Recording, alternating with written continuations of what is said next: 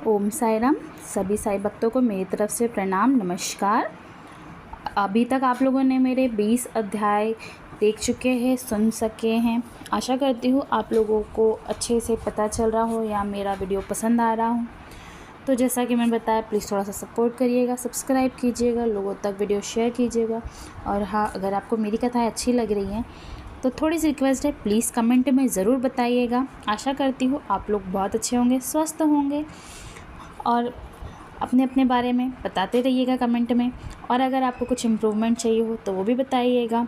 और आगे हमें इस अध्याय के बाद क्या कुछ और प्लान करना है बाबा के ऊपर, बाबा की कथा के ऊपर, तो वो भी मुझे शेयर ज़रूर कीजिएगा, कमेंट कीजिएगा।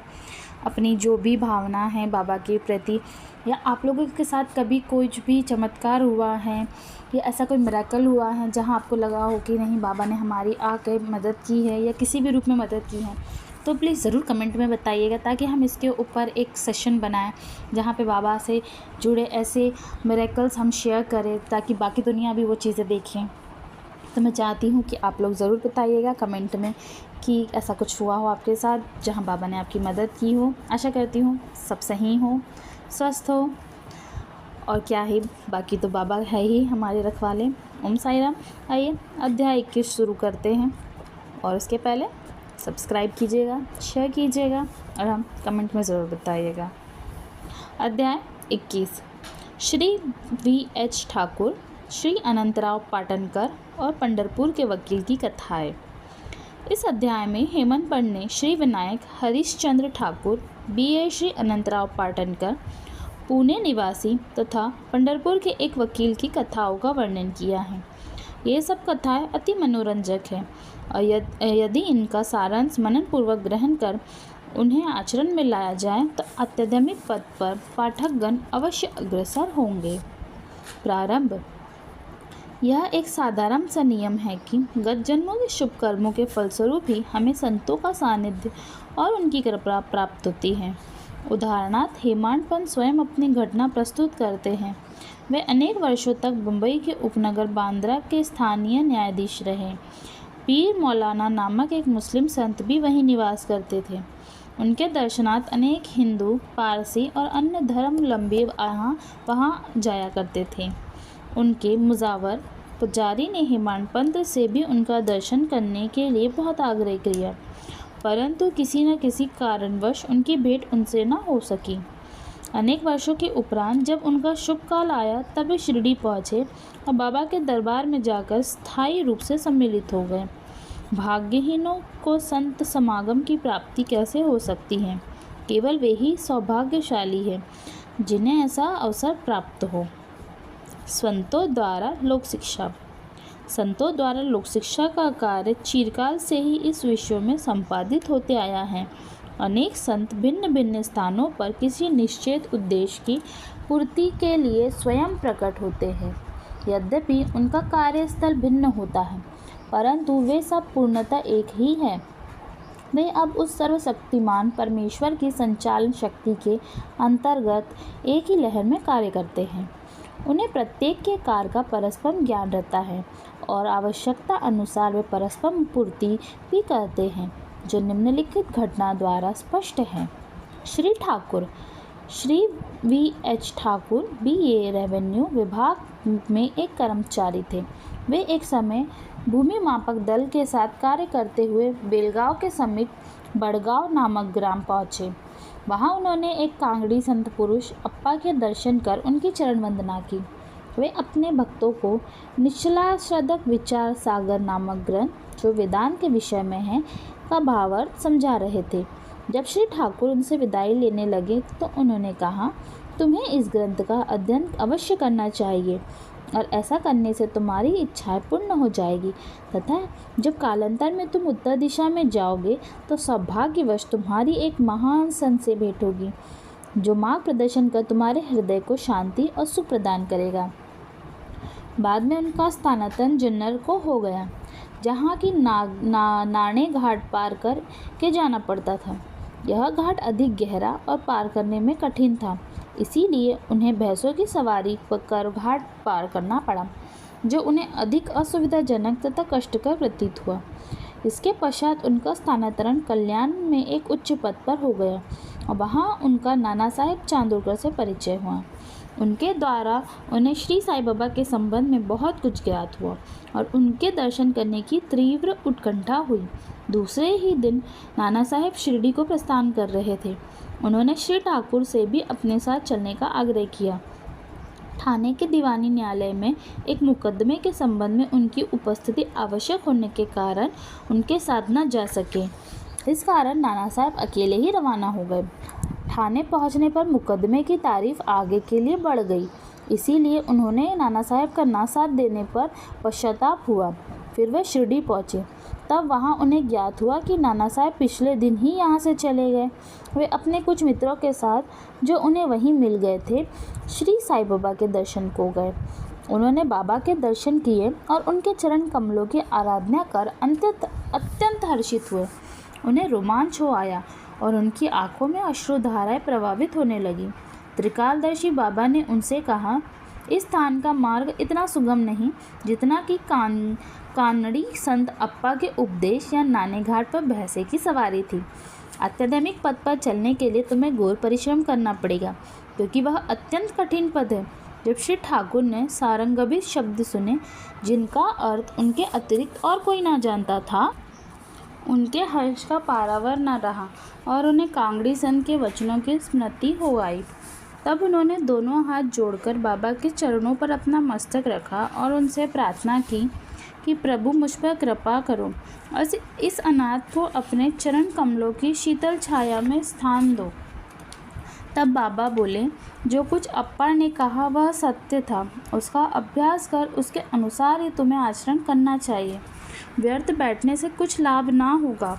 जो कुछ तुम पठन करते हो उसको आचरण में भी लाओ, अन्यथा उसका उपयोग ही क्या।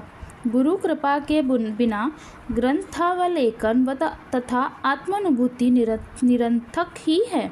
श्री ठाकुर ने अभी तक केवल विचार सागर ग्रंथ में सैद्धांतिक प्रकरण ही पढ़ा था, परंतु उसकी प्रत्यक्ष व्यवहार प्रणाली तो उन्हें शिरडी में ही ज्ञात हुई। एक दूसरी कथा भी सत्य का और अधिक सशक्त प्रमाण है। श्री अनंतराव पाटनकर, पूना के एक महाशय श्री अनंतराव पाटनकर श्री साईं बाबा के दर्शन के इच्छुक थे। उन्होंने शिरडी आकर बाबा के दर्शन किए। दर्शन से उनके नेत्र शीतल हो गए और वे अति प्रसन्न हुए। उन्होंने बाबा के श्री चरण छुए और यथा पूजन करने के उपरांत बोले, मैं बहुत कुछ पठन किया, वेद वेदांत और उपनिषद तक का भी अध्ययन किया तथा अन्य पुराण भी श्रवण किए, फिर भी मुझे शांति न मिल सकी। इसीलिए मेरा पठन व्यर्थ ही सिद्ध हुआ। एक नीरा अज्ञानी भक्त मुझसे कहीं श्रेष्ठ है। जब तक मन को शांति नहीं मिलती तब तक ग्रंथावलेखन व्यर्थ ही है। मैंने ऐसा सुना है कि आप केवल अपनी दृष्टि मात्र से और विनोदपूर्वक वचनों द्वारा दूसरे के मन को सरलतापूर्वक शांति प्रदान कर देते हैं। यही सुनकर मैं भी यहाँ आया हूँ। कृपया कर मुझ दास को भी आशीर्वाद दीजिए। तब बाबा ने निम्नलिखित कथा कही। घोड़ी की लीद के 9 गोले। नवधा भक्ति। एक समय एक सौदागर यहाँ आया। उसके सन्मुख ही एक घोड़ी ने लीद दी। जिज्ञासु सौदागर ने अपनी धोती का एक छोर बिछाकर उसमें लीद के 9 गोले रख दिए और इस प्रकार उसके चित्त को शांति हुई। श्री पाटनकर इस कथा का कुछ भी अर्थ ना समझ सके, इसीलिए उन्होंने श्री गणेश दामोदर उपनाम दादा केलकर से अर्थ समझाने की प्रार्थना की और पूछा कि बाबा के कहने का अभिप्राय क्या है। वे बोले कि जो कुछ बाबा कहते हैं उसे मैं स्वयं भी अच्छी तरह से नहीं समझ सकता, परंतु उनकी प्रेरणा से ही मैं जो कुछ समझ सका हूँ वह तुमसे कहता हूँ। घोड़ी है ईश कृपा और 9 एकत्रित गोले हैं 9 विधा। भक्ति यथा: पहला श्रवण, दूसरा कीर्तन, तीसरा नाम स्मरण, चौथा पाद सेवन, पांचवा अर्जन, छठवा वंदना, सातवां दास्य, 8 सख्य, 9 आत्मनिवेदन। ये भक्ति के 9 प्रकार हैं। इनमें से यदि एक को भी सत्यता के से कार्य रूप में लाया जाए तो भगवान श्री हरि अति प्रसन्न होकर भक्तों के घर में प्रकट हो जाएंगे। समस्त साधनाएं अर्थात जब तप, योगाभ्यास तथा वेदों के पठन पाठन में जब तक भक्ति का संपुट ना हो, बिल्कुल शुष्क ही है। वेद ज्ञानी या ब्रह्म ज्ञानी की कीर्ति भक्तिभाव के अभाव में निरर्थक है। आवश्यकता है तो केवल पुण्य भक्ति की। अपने को भी उसी सौदागर के समान ही जानकर और व्यग्रता तथा उत्सुकता पूर्वक सत्य को खोजकर 9 प्रकार की भक्ति को प्राप्त करो, तब कहीं तुम्हें दृढ़ता और मानसिक शांति प्राप्त होगी। दूसरे दिन जब श्री पाटनकर बाबा को प्रणाम करने गए तो बाबा ने पूछा कि क्या तुमने लीद के 9 गले एकत्रित किए? उन्होंने कहा, मैं अनाश्रित हूँ, आपकी कृपा के बिना उन्हें सफलतापूर्वक एकत्रित करना संभव नहीं है। बाबा ने उन्हें आशीर्वाद देकर सांत्वना दी कि तुम्हें सुख और शांति प्राप्त हो जाएगी, जिसे सुनकर श्री पाटनकर के हर्ष का पारावार न रहा। पंढरपुर के वकील।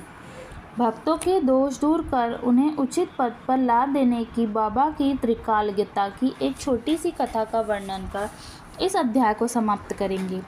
एक समय पंढरपुर से एक वकील शिरडी आए। उन्होंने बाबा के दर्शन कर उन्हें प्रणाम किया तथा कुछ दक्षिणा भेंट देकर एक कोने में बैठ वार्तालाप सुनने लगे। बाबा उनकी ओर देखकर कहने लगे कि लोग कितने धूर्त हैं जो यहाँ आके चरणों पे गिरते और दक्षिणा देते हैं, परंतु पीठ पीछे निंदा करते हैं। कितने आश्चर्य की बात है ना। यह पगड़ी वकील के सर पर ठीक बैठी और उन्हें उसे पहननी पड़ी। कोई भी इन शब्दों का अर्थ ना समझ सका, परंतु वकील साहब इसका गुड़ात समझ गए। फिर भी वे सिर झुकाकर बैठे ही रहे। वाड़े लौटकर वकील साहब ने काका साहब दीक्षित को बताया कि बाबा ने जो कुछ उदाहरण दिया वह मेरी ही ओर लक्ष्य कर कह रहे थे। वह सत्य है। यह केवल चेतावनी ही थी कि मुझे किसी की निंदा नहीं करनी चाहिए। एक समय जब उपन्यायाधीश श्री नूल का स्वास्थ्य लाभ करने के लिए पंढरपुर से शिरडी आकर ठहरे तो बार रूम में उनके संबंध में चर्चा हो रही थी। विवाद का विषय था, जिस व्याधि से उपन्यायाधीश अस्वस्थ हैं, क्या बिना औषधि सेवन किए केवल साईं बाबा की शरण में जाने से ही उनसे छुटकारा पाना संभव है? और क्या श्री नूल का सदृश एक शिक्षित व्यक्ति जो इस मार्ग का अवलंबन करना उचित है? उस समय श्री नूलकर का और साथ ही साथ श्री साईं बाबा का भी बहुत उपवास किया गया। मैंने भी इस आलोचना में हाथ बटाया था। श्री साईं बाबा ने मेरी उसी दूषित आचरण पर प्रकाश डाला है। यह मेरे उपहास नहीं वरन एक उपकार है, जो केवल उपदेश है कि मुझे किसी की निंदा ना करनी चाहिए और ना ही दूसरों के कार्यों में विघ्न डालना चाहिए। शिरडी और पंढरपुर में लगभग 300 मील का अंतर है। फिर भी बाबा ने अपनी सर्वज्ञता द्वारा जान लिया कि बाथरूम में क्या चल रहा था। मार्ग में आने वाली नदियाँ, जंगल और पहाड़ उनकी सर्वज्ञता के लिए रोड़ा ना थे। वे सबके हृदय की गुहा बात जान लेते थे और उनसे कुछ छिपा ना था। समीपस्थ या दूरस्थ प्रत्येक वस्तु उनके लिए दिन के प्रकाश के समान जाजल्यमान थी तथा उनकी सर्वव्यापक दृष्टि से ओझल न थी। इस घटना से वकील साहब को शिक्षा मिली कि कभी किसी का छिंद्रोवेशन एवं निंदा नहीं करनी चाहिए। यह कथा केवल वकील साहब के लिए नहीं वरन सबके लिए शिक्षाप्रद है। श्री साईं बाबा की महानता कोई ना आंक सका और ना ही उनकी अद्भुत लीलाओं का अंत ही पा सका। उनकी जीवनी भी तदनुरूप ही है, क्योंकि वे परम ब्रह्म स्वरूप है। श्री सद्गुरु साईनाथ परमस्तु शुभम भवतु। यहाँ पे जैसा कि बता ही दिया है, ध्यान से सुनिएगा। लास्ट वाले में क्या बताइए, किसी की निंदा नहीं करनी चाहिए हैं, और ना ही किसी ने बाबा की महानता को समझ सका है, ना ही उसका आखिरी अंत पा सका है। तो ना जाने क्यों लोग बार बार आके हमारे साईं पे उंगलियां उठाते हैं। खैर, उसके लिए भी साई ही हैं। ओम साई राम। यहाँ पे हमारा 21वां अध्याय भी ख़त्म होता है। आप सभी को मेरी तरफ से नमस्कार और सभी लोगों को बहुत बहुत थैंक यू कि आप लोग मेरे साथ मेरे चैनल पे मेरी कथाएं इतने अच्छे से इतने ज़्यादा लोगों देख रहे हैं। काफ़ी अच्छे व्यूज़ आ रहे हैं और रिक्वेस्ट करूँगी कि और भी लोग आए। बस इतना ही। Thank you so much.